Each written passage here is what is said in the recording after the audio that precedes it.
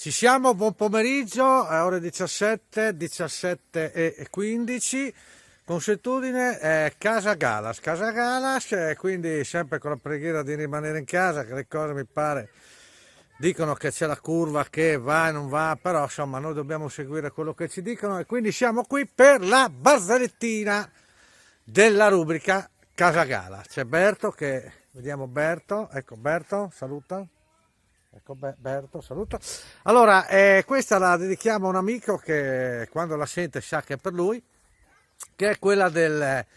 Questo qua entra nella ferramenta, c'era la signorina, la commessa a ferramenta, questo qua aveva un problema, le chiede, signorina buonasera mi dica, mi conventeresti un gnegnigni?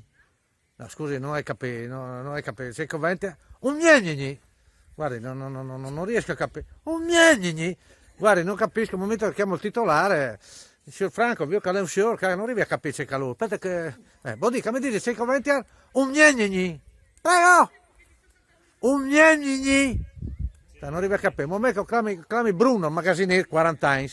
40 anni che le cara, va in pensione il prossimo anno. Se non capisci, ecco, mi clami Bruno. Arriva Bruno, sotto un vecchio.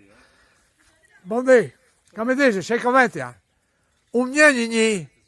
Arrivi come? Bruno va in magazzino, prende una roba, una scatola, dà a questo qua, ecco, e sono 35 euro e poi alla cassa. Questo qua va alla cassa, così colà, grazie, arrivederci, mandi, buondì. Bruno sta per la via e il titolare fa, scusa Bruno, un momento. Allora, io non ho capito, le frutte non ho capito, tutto è arrivato che il cala, c'è dite che robe lì. Tu sei stato in magazzino e tu hai che robe là, ma scusa, se io tu dato, e lui, un gnegnigni, signori! E gli egli di sapere, e non si può sapere.